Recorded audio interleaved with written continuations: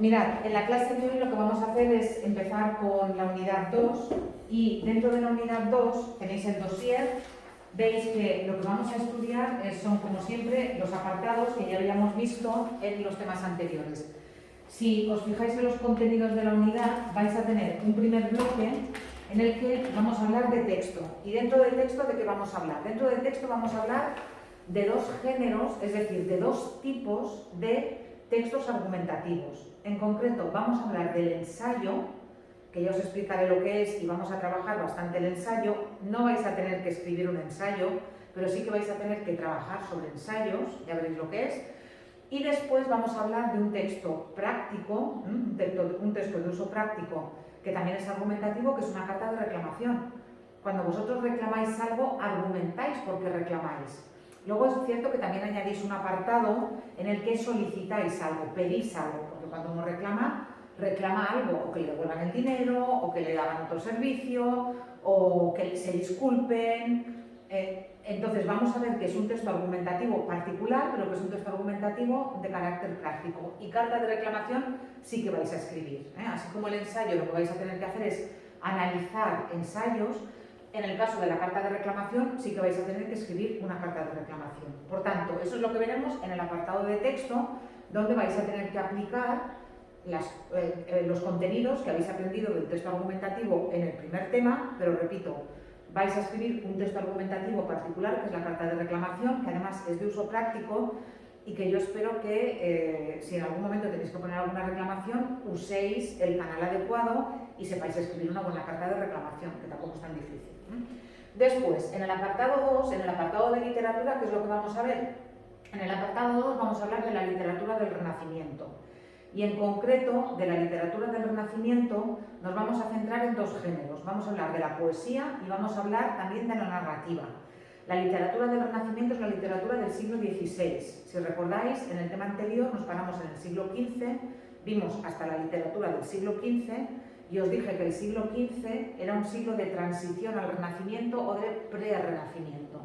Entonces, en el siglo XVI vamos a ver qué es lo que renace, vamos a ver por qué justamente la literatura de esa época se llama literatura del Renacimiento y también vamos a hablar de algunos autores que son pilares de la literatura española, pues como Garcilaso de la Vega, pero fundamentalmente también como Cervantes, y también de algunas obras que también son pilares de la literatura española y que después van a servir de modelo a otras literaturas, como por ejemplo El Lazarillo de Tormes, que además es de un autor anónimo. El autor quiso esconder su nombre porque hubiera tenido muchos problemas con la Inquisición si hubiera publicado esa obra de forma abierta. El autor del Lazarillo de Tormes crea un género literario que se llama la novela picaresca, que luego se va a exportar a otros países. Entonces, de eso hablaremos en el apartado 2, en el apartado de literatura. En el apartado 3, que es el apartado de sintaxis, si os recordáis, en el tema anterior vimos los sintagmas. Bueno, pues ahora vamos a empezar a ver las funciones que realizan esos sintagmas. Y en concreto, vamos a hablar de dos tipos de sintagmas, que son el sintagma nominal y el sintagma verbal, dentro de la función principal que realizan en la oración, es decir, sujeto y predicado. Vamos a hablar en este primer tema, vamos a hablar de las clases de oraciones por el sujeto, vamos a ver cómo se reconoce el sujeto de las oraciones y vamos a hablar también de las oraciones que no tienen sujeto y después vamos a hablar de las oraciones según la estructura del predicado, que es una oración copulativa, que es una oración predicativa. Veréis que no es difícil. Después, en el tema siguiente, hablaremos de los complementos del predicado. Luego veremos el complemento directo, el indirecto, pero eso lo dejamos para el tema 3. En este tema, por tanto, vamos a hablar, como os he dicho, del sujeto y del predicado, que son los llamados constituyentes inmediatos de la oración, y después vamos a hablar de las oraciones según la estructura del predicado. Cuarto apartado, la tilde en diptongos, triptongos e hiatos. En el tema anterior vimos la tilde en los usos generales y vimos también la tilde diacrítica, pues aquí toca la tilde en diptongos, triptongos e hiatos. Y aquí sí que nos vamos a parar un poco porque además, aunque en catalán también haya tilde en diptongs, triptongs y hiats, funcionan las reglas de forma diferente en castellano. No es lo mismo un hiato en catalán que en castellano, no es lo mismo un diptongo en catalán que en castellano, entonces tenemos que empezar explicando qué es un diptongo, qué es un triptongo, qué es un hiato y después vamos a ver cuándo se pone tilde en esas vocales que están en contacto.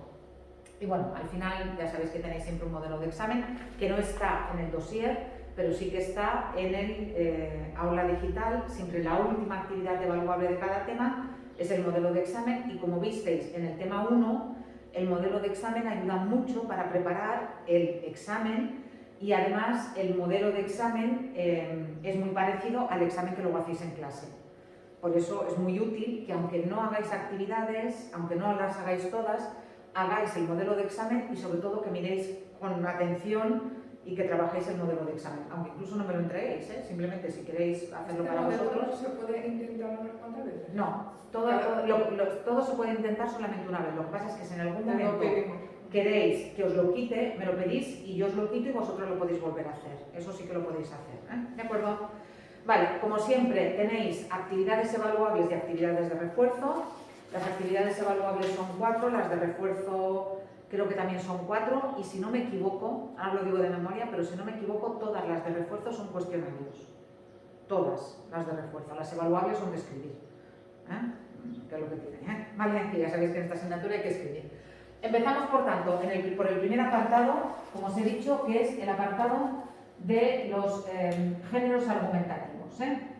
Bueno, si recordáis, lo habíamos visto en el tema anterior, los textos argumentativos son aquellos que presentan una idea determinada con la intención o con la finalidad de convencer al lector. Recordad que esta idea predeterminada o esta idea determinada por el autor es la que llamábamos tesis. Y recordad también que diferenciábamos el tema, que es de lo que trata el texto, de la tesis, que es el punto de vista que el autor defiende. Por ejemplo, en el texto del examen, el tema era el sistema educativo español, ese era el tema, y la tesis era el sistema educativo español va mal porque hay cambios continuos de ley o de leyes. Una cosa era el tema, que es de lo que trataba el texto, y otra cosa era el punto de vista que defendía el autor, que era ese. En su opinión, el sistema educativo español iba mal, no porque los alumnos estuvieran pero preparados, no porque estuvieran obsesionados con las tablets, no. Él lo argumentaba bien, la persona que había escrito el artículo argumentaba bien. Después se puede estar más de acuerdo o menos, pero argumentaba bien que el sistema educativo español tenía un fallo básico en los cambios continuos de ley. Ya está, sí. Por tanto, una cosa era el tema y otra cosa era la tesis. Cuando hablamos de los textos argumentativos, es cierto que muchas veces en clase os hacemos escribir textos argumentativos que son textos argumentativos como artificiales. Escribe un texto argumentativo sobre si es mejor la educación pública o la educación privada. Pero vosotros habéis visto que el texto del examen yo lo saqué de un blog. Cuando la gente escribe, por ejemplo, en blogs, en internet, utiliza muchos textos argumentativos. En la vida cotidiana utilizamos muchos textos argumentativos cuando intentamos convencer a alguien de que haga algo o de que no haga algo. Por ejemplo, las sentencias judiciales son textos argumentativos. Cuando un juez condena a un acusado, explica por qué condena al acusado, hace una primera parte expositiva de las pruebas, etcétera, y luego viene una parte argumentativa. Y por eso que esa persona ha hecho, yo lo condeno a tal cosa basándome en según qué leyes. Entonces, los textos judiciales, los textos policiales, los informes de la policía, son textos argumentativos. Son textos argumentativos, muchos textos científicos. Por ejemplo, aquí tenéis un fragmento del libro de Charles Darwin, El origen de las especies. No sé si sabéis quién fue Charles Darwin, pero fue el padre de lo que hoy en día se conoce como la teoría de la evolución. Él fue el primer científico que se atrevió a escribir en el siglo XIX. Cuidado, que nosotros no somos fruto directo de que Dios nos haya hecho así, sino que nosotros somos producto de la evolución. Nosotros venimos del mono, ¿sí?, de una variedad concreta de mono, y hemos ido evolucionando hasta convertirnos en seres humanos. Bueno, os podéis imaginar la que se montó en el siglo XIX cuando él publicó este libro. Claro, ¿cómo lo hizo? ¿Cómo lo escribió? Escribió un texto argumentativo largo, pero escribió un texto argumentativo a través de observaciones que él había hecho, que eso es lo que hacen los científicos. A través de observaciones, a través de experimentos, lo que hacen es que llegan a unas conclusiones que son argumentativas, basadas en datos, pero argumentativas. Por tanto, utilizamos el texto argumentativo más de lo que nos pensamos. Incluso en obras literarias se utiliza el texto argumentativo. En La Celestina, por ejemplo, que la vimos en el tema anterior, cuando Melibea no quiere tener ningún tipo de relación con Calisto. Recordáis la historia, Calisto se enamora de Melibea, le declara su amor enseguida, Melibea lo rechaza con cajas destempladas, pero luego Calisto contrata a Celestina, a esta vieja alcahueta, para que vaya a convencer a Melibea de que acepte su amor, y entonces Celestina se va allí y hace todo un texto argumentativo frente a Melibea para convencerla de que acepte a Calisto. Melibea también echa a Celestina, después de ese texto argumentativo también escrito, o también dicho, mejor dicho, Melibea también echa a Celestina, pero Melibea se ve que se queda allí con el run run en la cabeza y al cabo de muy poco tiempo, de muy pocos días, llama a Celestina para decirle que sí quiere tener una entrevista, que es un encuentro sexual, con Calisto. Entonces, el texto argumentativo que Celestina ha construido también ha convencido a Melibea. Por tanto, utilizamos la argumentación mucho más de lo que nos pensamos y no solamente en los textos escolares. Es verdad que en el tema anterior yo sí hice escribir un texto argumentativo de estos canónicos, de estos clásicos, con una introducción, con una tesis, con unos argumentos en la parte central, con una conclusión al final que puede recoger la tesis, pero tenéis que pensar, y eso es lo que vamos a ver en este tema, que hay otras formas de construir textos argumentativos, y eso es justamente de esos géneros argumentativos es de lo que vamos a ver. Veréis también que los textos administrativos, por ejemplo, las instancias que escribimos al ayuntamiento para solicitar algo, son también un tipo particular de texto argumentativo. Eso lo veremos en el tema 3. Los textos periodísticos que veremos en cuarto, los textos argumentativos, los textos periodísticos de opinión, no las noticias, los de opinión, son también textos argumentativos. Como os he dicho, los textos científicos, como por ejemplo este fragmento del origen de las especies de Charles Darwin, también son textos argumentativos. Muchas veces los textos publicitarios son también textos argumentativos. ¿Por qué? Porque te intentan convencer de que compres algo y muchas veces te intentan convencer con argumentos. A veces no, a veces es simplemente la publicidad de L'Oréal, porque tú lo vales. Eso no es un texto argumentativo. O sea, mira, tú te lo mereces. Eso no es un texto argumentativo, pero sí que hay estos anuncios, por ejemplo, de coches en los que se ofrecen las características del coche, lo que gasta, las prestaciones que tiene, etcétera. Son textos argumentativos muchas veces. Por tanto, la publicidad también utiliza la argumentación. Repito, no con esa estructura que hemos visto. ¿Por qué? Pues porque son textos creativos, pero también aparecen. Y en la literatura, como os he dicho, y en internet, los blogs, los tweets, los comentarios en las redes sociales.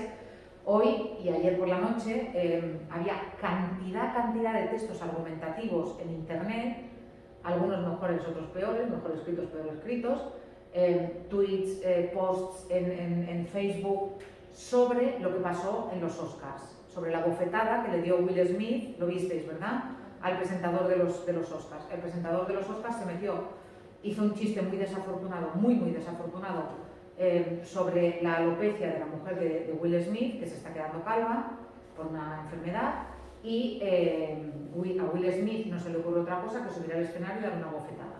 Y luego empezar a gritar desde el patio de butacas, no te metas con mi mujer, no te metas con mi mujer.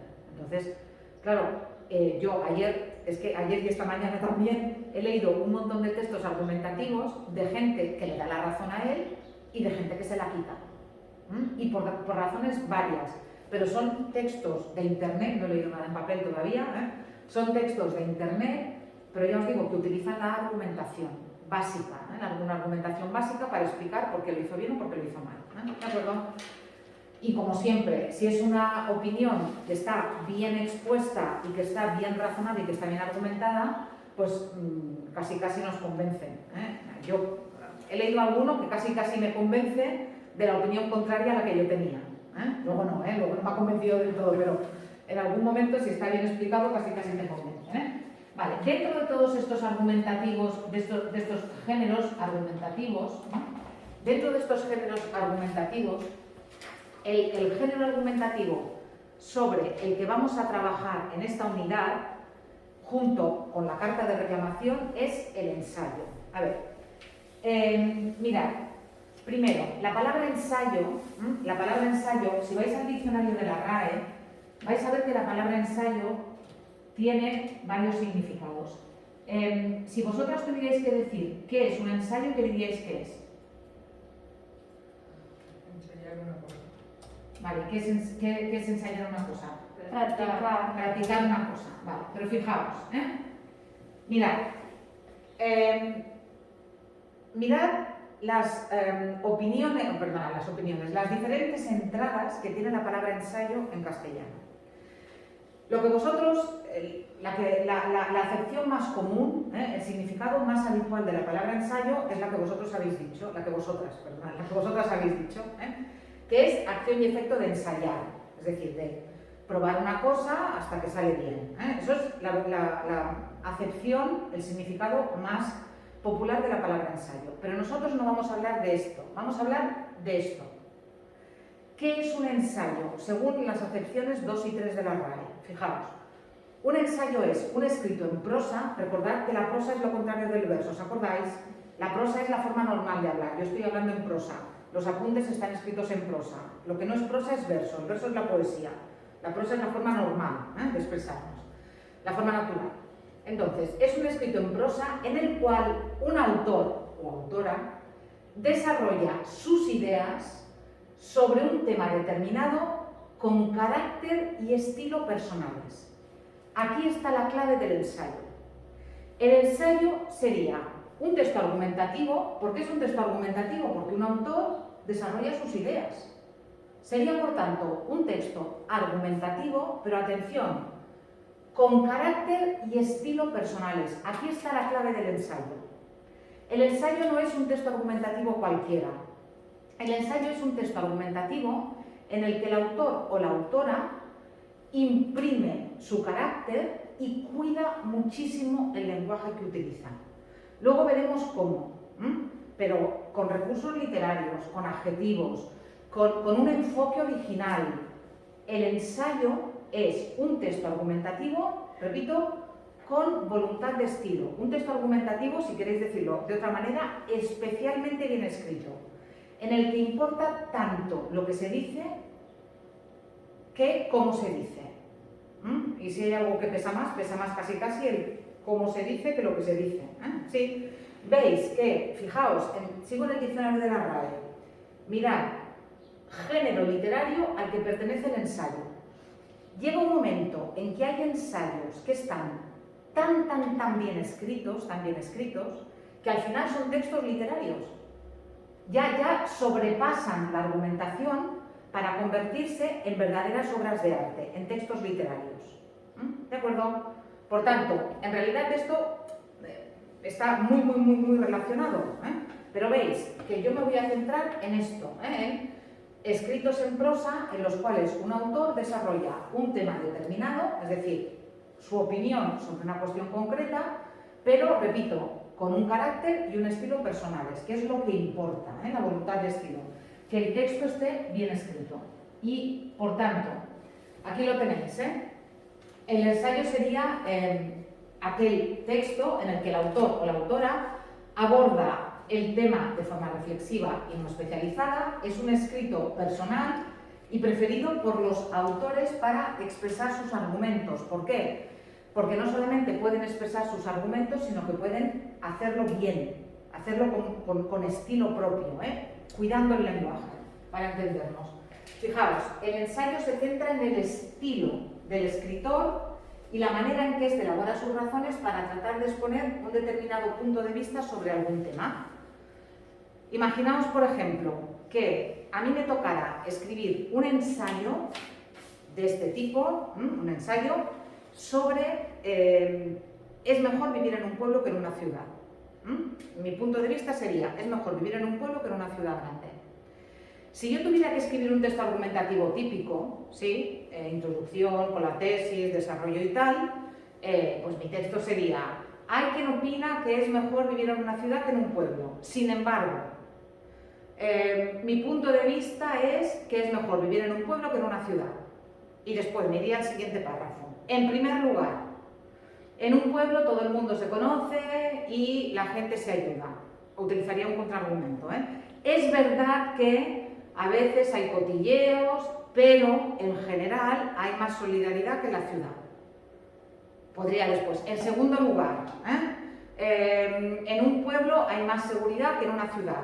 Hay menos coches, hay menos delincuencia y se vive de una forma más tranquila. Y me iría luego al tercer párrafo y haría la conclusión. En definitiva, a pesar de que en las ciudades hay ventajas, yo prefiero vivir en un pueblo y no lo cambio por otra cosa. Ya está, ya he construido un texto argumentativo clásico. Pero imaginaos que yo tuviera que escribir un ensayo. No empezaría como he empezado. Empezaría algo así. Abro la ventana de mi casa, veo una montaña, oigo cantar los pájaros y observo cómo 2 niños pequeños, de unos 8 años, van a la escuela solos. Esa es la ventaja de vivir en un pueblo y no en una gran ciudad, donde lo que me encontraría sería ruido de coches, asfalto y padres y madres en coches 4x4 acompañando a los niños hasta la puerta de la escuela. ¿Veis la diferencia? ¿Veis la diferencia? Estoy diciendo lo mismo, pero lo estoy diciendo como en el primer caso de forma objetiva, texto argumentativo típico. Hay quien dice que es mejor vivir en la ciudad que en el campo, sin embargo yo opino que es mejor vivir, en un pueblo, que es mejor vivir en un pueblo. En el segundo caso, ahora no sé exactamente lo que he dicho, pero abro la ventana de mi casa, veo las montañas verdes, oigo cantar los pajaritos y 2 niños de 8 años que se van solos al cole. ¿Veis que en el segundo caso yo le doy mi estilo personal? ¿Veis que en el segundo caso busco el lenguaje? ¿Veis que en el segundo caso lo estoy escribiendo de una forma que no solamente sea una forma correcta de decir las cosas, sino también que sea una forma bonita de decirlo, que capte enseguida la atención de la persona que lo está leyendo? Esa es una de las características fundamentales del ensayo. Entonces, el ensayo sería un subgénero que aborda diferentes temas. Se puede escribir un ensayo prácticamente sobre cualquier cosa, El ensayo, cuidado, no tiene una estructura predeterminada.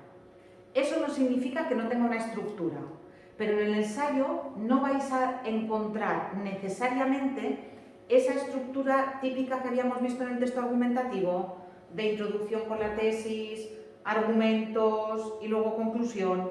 ¿Por qué? Pues porque como hay voluntad de estilo, al autor o a la autora le va a interesar a lo mejor decir las cosas de otra manera.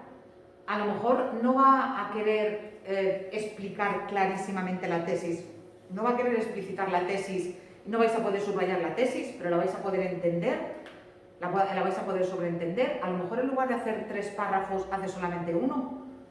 A lo mejor en lugar de hacer 3 párrafos hace 2. A lo mejor en lugar de poner la tesis al principio o al final resulta que la tiene en medio. ¿Por qué? Porque de lo que se trata es de dar el estilo propio, de dar el giro a lo que quiere decir para decirlo bonito. Repito, cuidado, que no tenga una estructura predeterminada no quiere decir que no tengan estructura.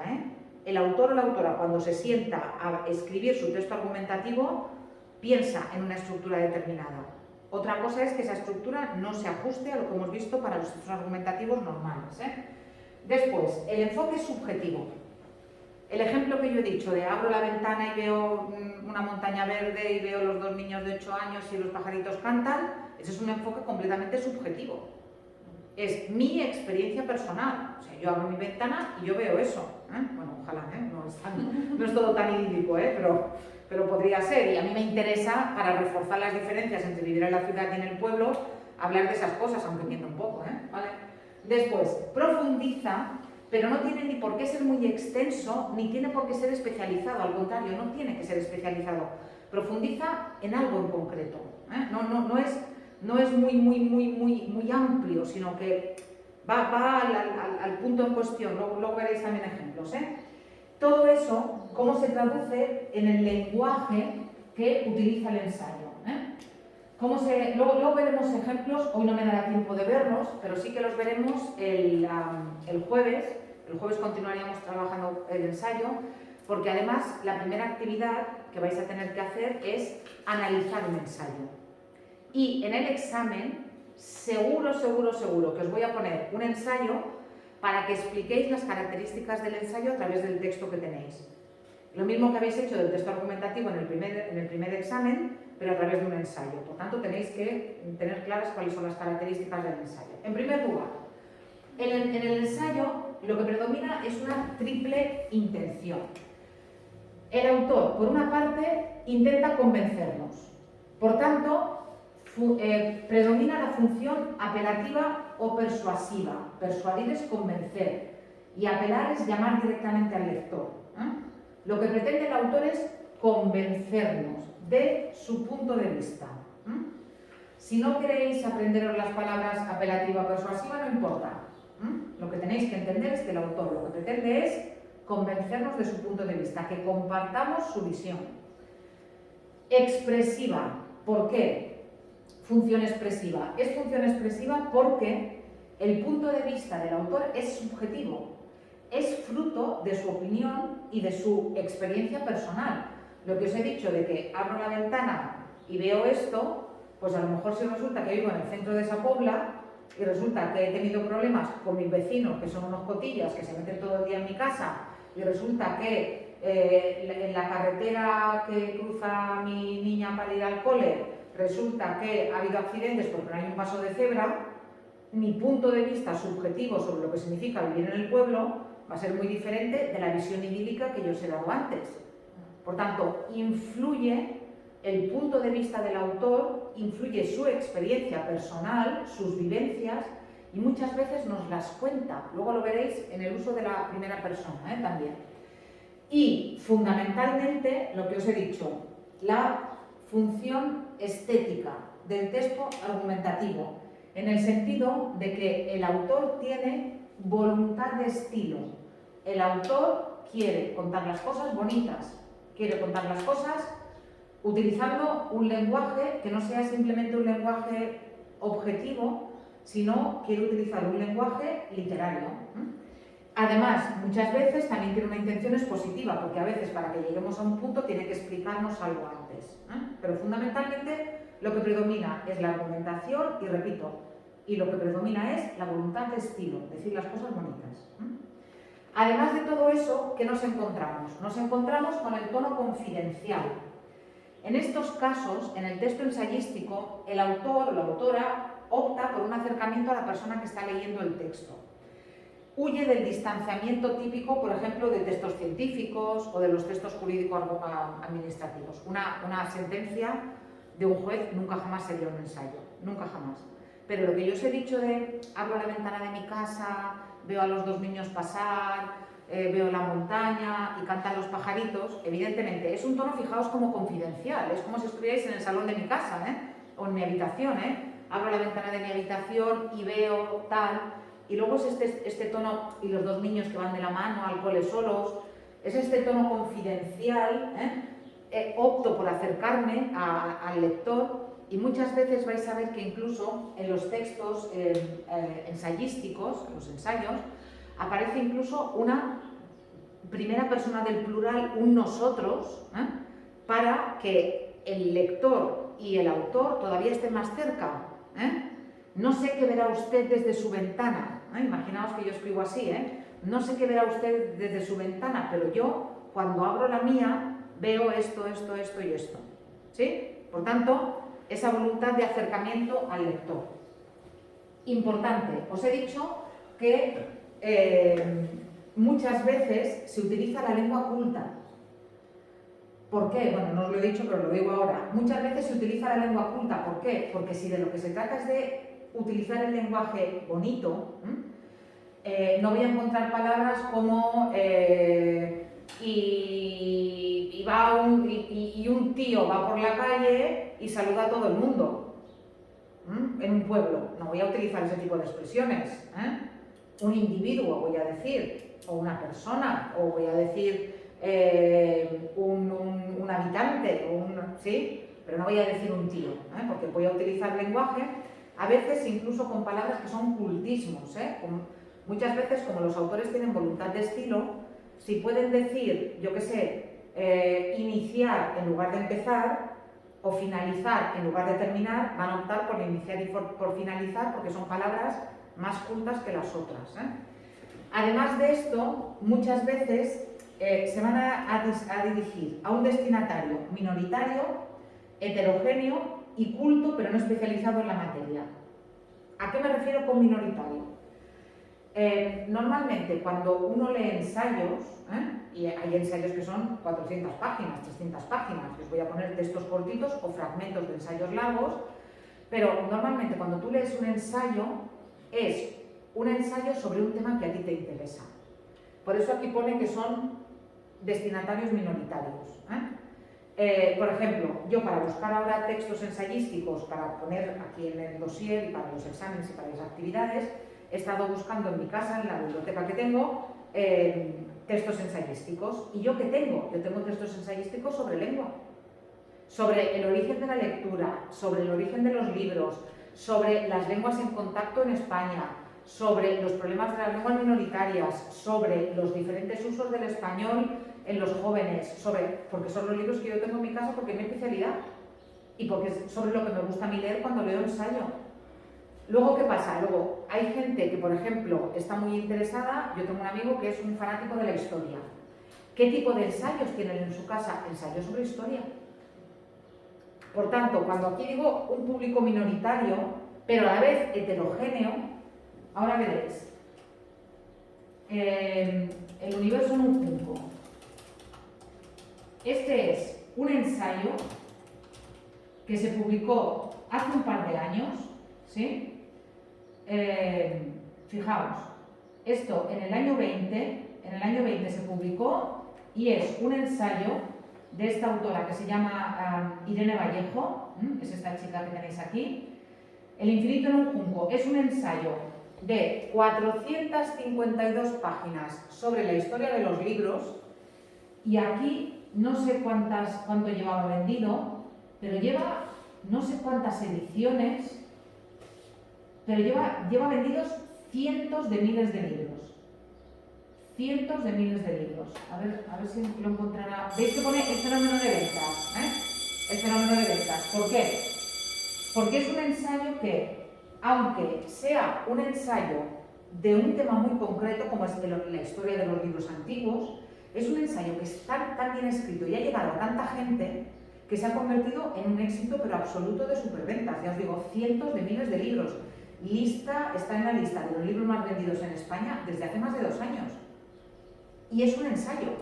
No hay personajes, no hay acción, no. Es una reflexión sobre el origen de los libros. Yo lo puse el año pasado en el club de lectura de Sa Pobla y fue un éxito absoluto. Yo llevo varios años con el club de lectura y había alumnas que no querían nunca leer ensayos porque les parecía difícil, porque lo que querían era leer novelas y fliparon. Y ahora me piden ensayos. Y este año hemos vuelto a leer otro ensayo, en catalán, pero hemos vuelto a leer otro ensayo. ¿Por qué? Porque son textos que es verdad que de los que cuesta entrar, pero luego te gusta reflexionar sobre ellos. Termino con esto y así el próximo día ya vamos a la práctica.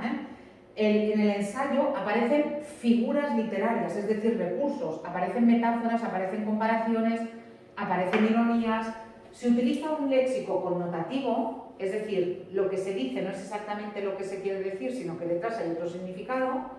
Se utiliza la primera persona gramatical, yo pienso, yo opino, nosotros, y predominan las estructuras oracionales complejas, frases muy largas. Entonces, el jueves hacemos práctica sobre un ensayo o 2, ya veremos, para que veáis cuáles son las características del ensayo. Porque, repito, es algo importante y sobre lo que os voy a preguntar el día del examen.